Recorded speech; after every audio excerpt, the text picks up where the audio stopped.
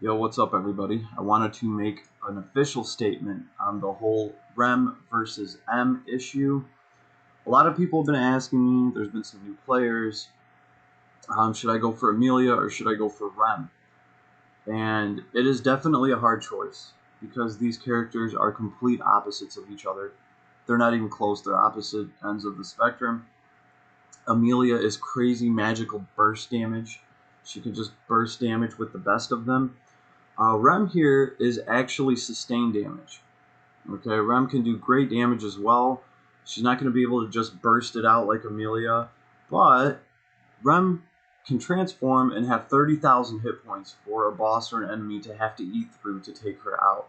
And in the process, she gets to just throw the hell out of her skill kit all over the place. She gets a lot of gnarly damage increases.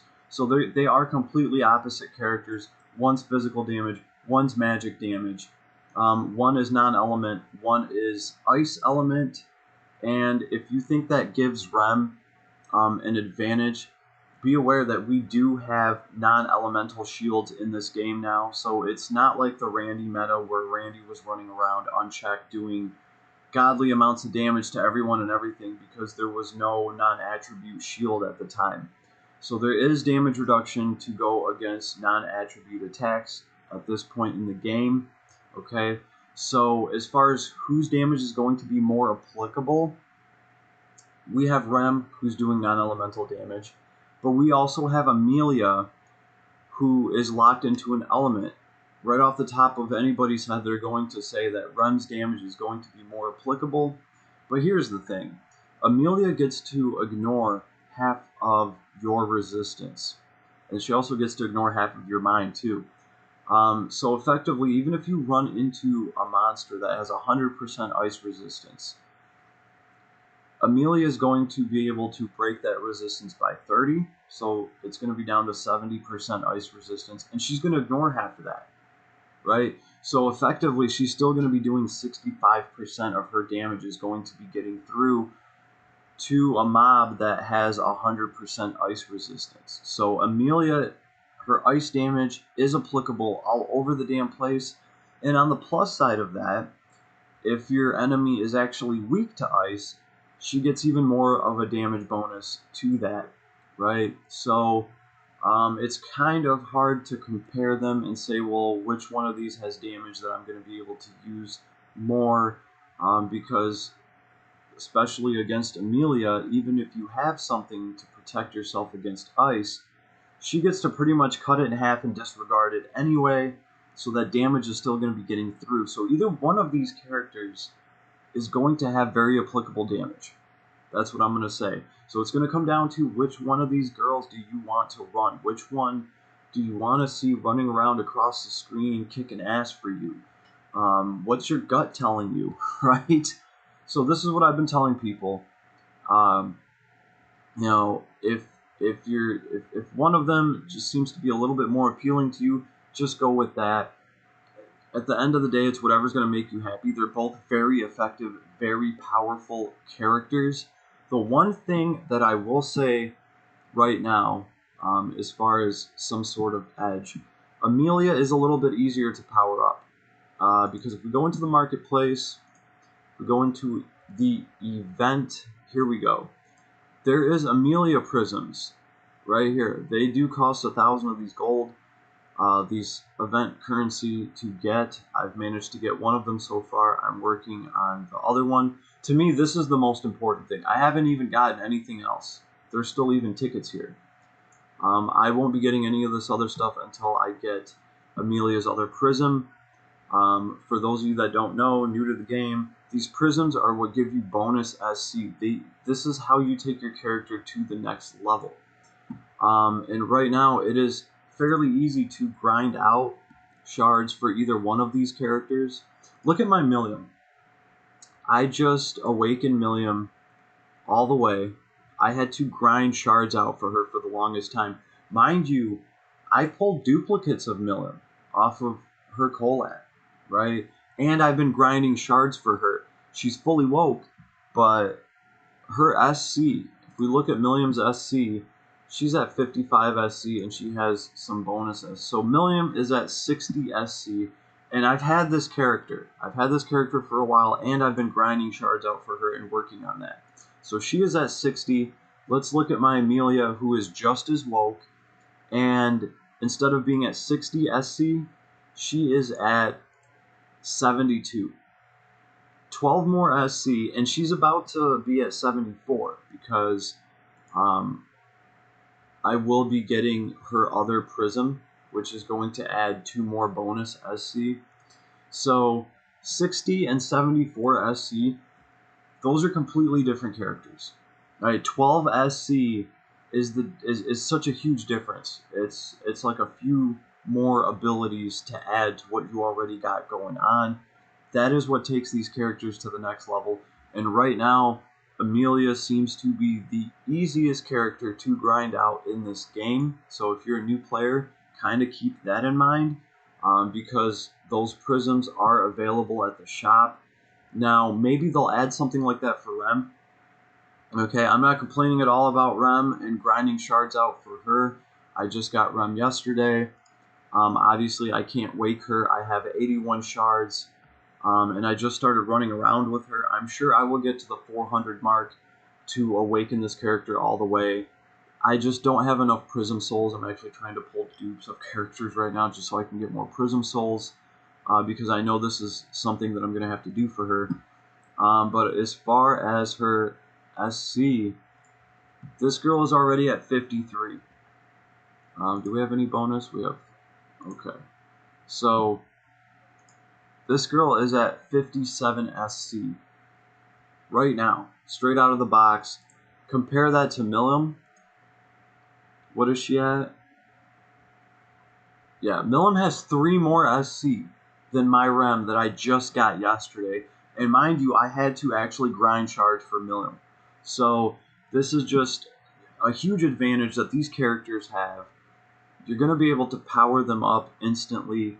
And I will say that Amelia seems to be a little bit easier to power up. That bonus SC is very important because obviously once you cap out your SC, bonus SC through those prisms is the only way, to actually get your character to like a god level mode, right? So either one of these characters are going to progress very quickly right now, and running these bonus levels, you're going to be getting shards for these characters, whether you have them or not, from my understanding. If I'm wrong on this, somebody please correct me. My point being is, even if you don't have the character right now, and you run the Witch and the Master of Fire, you should still be getting Rem shards. So even if you pull Rem on the very last day of the collab, you will still be sitting on 500-600 shards to power her up, okay? So also, something to keep in mind for everybody, like we're kind of used to a slow grind for Amelia right now because we've had 15 days. Matter of fact, if we go to the extra challenge, look at how many extra battle tickets I have. I have 670 of these bad boys to burn through, right? And my Amelia is pretty much damn near capped out on SC. So I'm going to be burning these tickets, and I'm going to be running Dancing Flail and Apron just so I can get more of Rem's shards, right? But at the end of the day, Amelia is a little bit easier to power up right now just because of that bonus SC that is available to her. Now, that's just my opinion. And maybe they will add some Rem prisms. I don't know yet. They could update the shop. They could do a lot of things. So I'm just kind of trying to weigh in on which one of these you should pull for. Ultimately, it's up to you. They both have their pros and other pros. I don't really see too many cons with either one of these characters. They are super powerful. So just figure out whichever one you like, whichever one appeals to you, and go with that. If you got a gut feeling, just go with it, right? It's kind of pointless to actually try to compare these characters because they are such opposites of each other. And good job doing that, Adis. Like, I think that's cool. I don't think Adis should be releasing 2 characters that are freaking clones of each other or that are even in the same ballpark. So good for them. Definitely digging it. I'm digging how easy it is to power these characters up.